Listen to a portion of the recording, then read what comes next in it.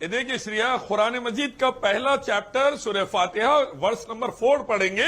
उसमें लिखा है इय्याका नअबुदु व इय्याका नस्तईन, एक ईश्वर अल्लाह, हम आप ही की पूजा करते हैं, आप ही से मदद मांगते हैं। भगवत गीता चैप्टर 7 वर्स 20 पढ़ेंगे, लिखा है श्री कृष्ण ने कहा, अर्जुन तू एक ईश्वर को छोड़कर दूसरों की पूजा करेगा नर्क में जाएगा। एक कम ब्रह्म द्वितीय नास्ते ने नास्ते किंचन, ऋग्वेद कहते हैं सबका ईश्वर एक है, दूसरा नहीं है, जरा सा भी नहीं है, उसी की पूजा करो। तो हम कहते हैं वेदा, गीता और कुरान एक ईश्वर अल्लाह की पूजा का हुक्म देते हैं।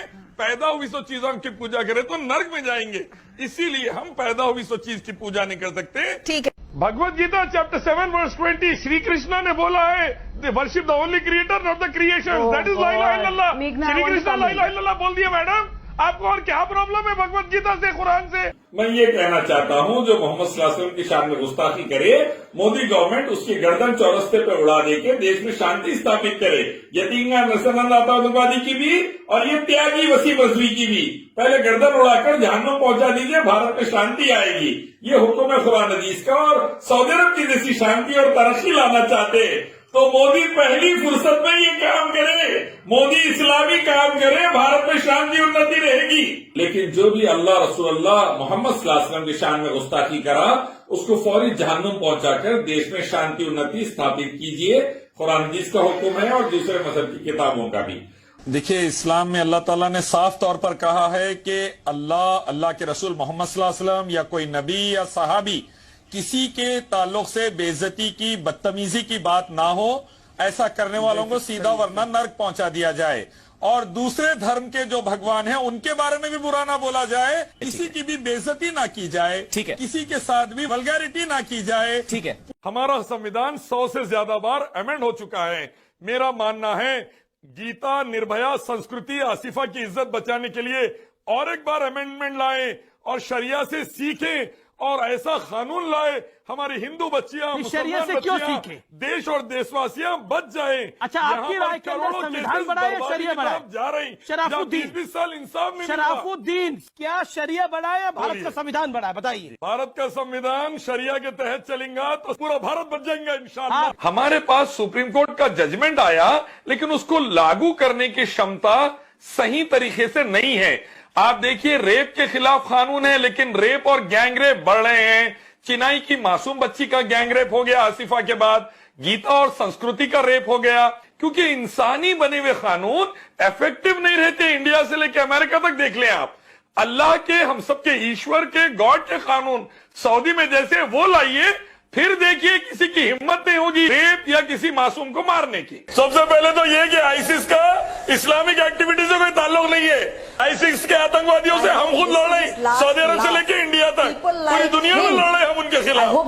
मैं चाहता हूँ कि इस्लाम का आईसिस से ताल्लुक नहीं है, सनातन संस्थाओं का हिंदुत्व से ताल्लुक नहीं है। तमाम आतंकवादी संगठनों को बैन करिए यहाँ से। कि मेरा इंटरेस्ट ये है कि देश में अमन रहे, हर आतंकवादी संगठन को बैन किया जाए, चाहे सनातन संस्था हो, चाहे नक्सलाइट हो, चाहे आईसिस हो। आनंद, मैं दो बातें बताना चाहूंगा आपको। पहली बात तो ये कि भारत की सिक्योरिटी, भारतवासियों की सिक्योरिटी और ग्लोबल सिक्योरिटी सबसे इंपॉर्टेंट है।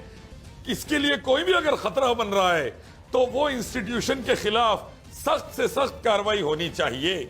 दूसरी बात, इसीलिए सरदार वल्लभ भाई पटेल ने आरएसएस पर प्रतिबंध लगाया था, क्योंकि वो लोग आतंकवादी मामलों में इन्वॉल्व थे 1948 में। देखिए, सबसे पहले ये मजहब का हुक्म अल्लाह का हुक्म है कुरान में चैप्टर 24 वर्स 31 में, और ये हुक्म आपको ऋग्वेद के अंदर बुक नंबर 8 चैप्टर नंबर 33 में ही मिलता है कि लड़कियां जब बाहर जाए, औरतें जब बाहर जाए, अपने आप को कवर करके जाए, ताकि उनकी इज्जत की हिफाजत का एक बड़ा जरिया रहे, गैर उनको ना देखे और गैर उन पर गलत सोच डेवलप ना करे। जिस जगह पर्दा है, जैसा मैं सऊदी अरब रियाद से बात कर रहा हूं, यहां पर खवातीन पर क्राइम सबसे कम है वर्ल्ड में, क्योंकि यहां पर पर्दा है। और हमारे भारत से लेकर अमेरिका तक पर्दा नहीं है, तो आप देखिए कैसी बर्बादी चल रही है। चिन्मयानंद के आश्रम से लेकर आसाराम के आश्रम तक कैसा कैसा वाहियात लड़कियों पर हमले हो रहे हैं और क्राइम में नंबर 1 हो गया भारत। तो पर्दे का हुक्म अल्लाह की तरफ से, अल्लाह के रसूल की तरफ से लाजिम हुक्म है।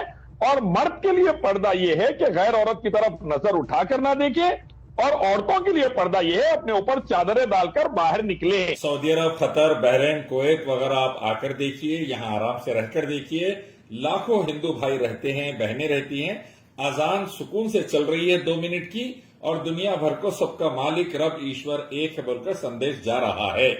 दूसरा ये है कि हमारे पास अजान हो या गणेश मंडप हो या दुर्गा पंडाल हो या दूसरे मंदिरों में क्या जात्राओं में लाउडस्पीकर का इस्तेमाल सालों साल से चलता जा रहा था। इसको पॉलिटिकल लेवल पर इस्तेमाल कर दो धर्मों को लड़ाकर वोट की राजनीति शुरू हुई है पिछले 8 सालों से, वरना पहले ये नहीं थी। हमको अजान हलाल झटका में उलझाया जा रहा है और भारत को बिल्कुल 50 नहीं 70 नहीं 200 साल पीछे ढकेल कर आपस में लड़वा मरवा कर फिर से गुलामी के रास्ते पर ले जाया जा रहा है। अल्लाह भारतवासियों की हिफाजत करे। मस्जिद थी है और रहेगी इंशाल्लाह कयामत तक। मस्जिद थी, मस्जिद है, मस्जिद रहेंगी, किसी का बाप नहीं रोक सकता इंशाल्लाह। आरएसएस तो दल्ला है अंग्रेजों की, हम अंग्रेजों से निपट लिए। गवर्नमेंट को 7th बेंच या 9th बेंच को जाना चाहिए। पार्लियामेंट से लॉ निकलना चाहिए कि जो क्रिमिनल मस्जिद तोड़े वो जेल में जाए। जो मूर्ति रखकर जगह को खराब किया गया, सुप्रीम कोर्ट ने कहा डिसेक्रेटेड करे, वो जगह को पाक किया जाए और वेदा गीता कुरान हदीस की रोशनी में एक ईश्वर की पूजा हो, मूर्ति पूजा न हो। ये अल्लाह रसूलुल्लाह श्री राम श्री कृष्णा का हुक्म। आर्कियोलॉजिकल सर्वे की एएनजा की रिपोर्ट भी यही बोली, लेकिन सुप्रीम कोर्ट का फैसला गलत है, नहीं होना चाहिए। जिन मुजरिमों ने बाबरी मस्जिद को तोड़ा और सुप्रीम कोर्ट ने उन्हें मुजरिम करार दिया, क्रिमिनल कहा, अब उनके लिए वक्त आ गया है और उनको सजा इंशाअल्लाह जरूर मिलेगी। जमीन पर मस्जिद थी और वो मस्जिद को मुजरिमों ने, क्रिमिनल्स ने तोड़ दिया था।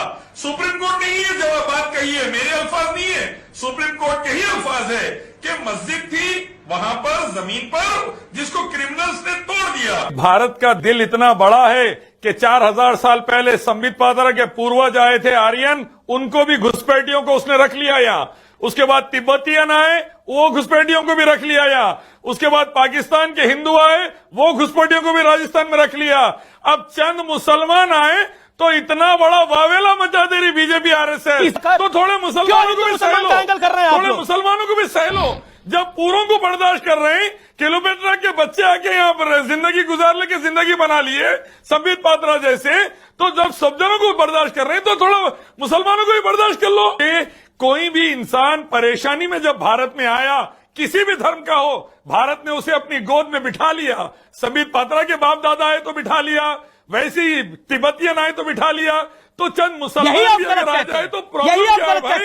जब सबको मौका मिला तो हमें करना चाहिए कि ईद शांतिपूर्वक मनाई जाए, हर त्योहार शांतिपूर्वक मना जाए, लेकिन ऐसे रूल्स लाकर त्योहार के बीच में अगर बाधा डाली जाएगी तो प्रॉब्लम आएगा ही आएगा। आप देखिए लाखों जानवर कट जाते हैं कामाख्या मंदिर आसाम के अंदर और ओपनली ग्राउंड पर कटते हैं। तेलंगाना में बोनाल फेस्टिवल में लाखों मंदिर में लाखों जानवर कट जाते हैं। जब हमारे को आप कोई ये आस्था का मसला नहीं आता, शराफुद्दीन साहब, लोग कुर्बानी करते हैं तो आस्था का शराफुद्दीन साहब, आप ये कह रहे हैं ईद पे कुर्बानी करते हैं, आस्था का मसला आ जाता। मैं ये कहना चाहता हूं कि सुप्रीम कोर्ट का ऑर्डर फ्रीगम अली साहब की बात तमाम मंदिरों पर भी लागू हो। गोरखपुर की जो मंदिर है तरकुला देवी मंदिर, रोजाना 500 बकरे कटते योगी की नाक के नीचे, उस पर भी लागू करिए। उसको क्यों रोका जा रहा है? कामाख्या मंदिर में लाखों जानवर काट देते, 20 काट देते वहां पे ब्राह्मण। देखिए मैं शांति से बड़ा शब्द से सुना। अजय गौतम जवाब देंगे आपका। क्यों नहीं कर रहे? एक साथ 3 तलाक देना, निकाह मुता और हलाला और देवदासी के खिलाफ 25 साल से हम बोल रहे हैं, कुरान हदीस से और दूसरी धार्मिक किताबों से, और बता रहे हैं कि ये अनइस्लामिक नहीं होना चाहिए। हम ये चाहते थे कि प्रोविजन ये हो बिल में कि जब 3 तलाक इंस्टेंटली कोई दे दिया सजा के तौर पे, उसकी प्रॉपर्टी या उसके कोई सैलरी का हिस्सा बीवी बच्चों को दिया जाए ताकि फैमिली यूनिट डिस्टर्ब ना हो। अब उसको जेल में डाल दे के आसाराम गुरमीत राम के कोर्ट कचहरी के चक्कर लगाएगी। ये लड़कियां कह रही है कि इनके शौहर ने इनको बर्बाद कर दिया। इस्लाम कहता है 3 तलाक को 1 माना जाएगा, शौहर की जायदाद में से बीवी बच्चों का हक दिया जाएगा और शौहर को मजबूर किया जाएगा बच्चों की परवरिश करे, बीवी को भी परवरिश करे इद्दत तक, और बच्चे बड़े होने तक परवरिश करे। अब अगर इनके शौहर नहीं कर रहे तो बिल लाना चाहिए था कि शौहर के माल से इनकी परवरिश की जाए, 3 तलाक को 1 माना जाए। लेकिन ये बेवकूफ औरतों को ये समझ में नहीं आ रहा कि शौहर को नहीं, जेल नहीं, में नहीं, डाल नहीं, देंगे नहीं। तो इनका हाल नहीं, जेल का नहीं, सीन इलियास हो साहब। जाएगा। लेकिन आप शौहर को जेल में ना डाला, अब यहाँ जेल में जो डाला जा रहा है वो गलत है।